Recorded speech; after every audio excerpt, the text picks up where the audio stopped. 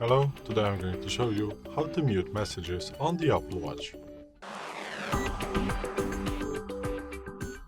So, today in front of me is the Apple Watch SE first generation, and if you have another Apple Watch, it doesn't matter, it's going to work on the all Apple Watches the same.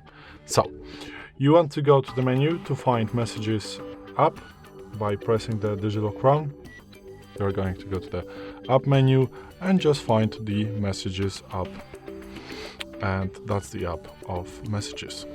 So just click on it, and if you want to mute some conversation, you're going to swipe from the right to the left, and now you can click on the bell icon, and now this conversation is going to be muted, so you won't get any notifications from this conversation.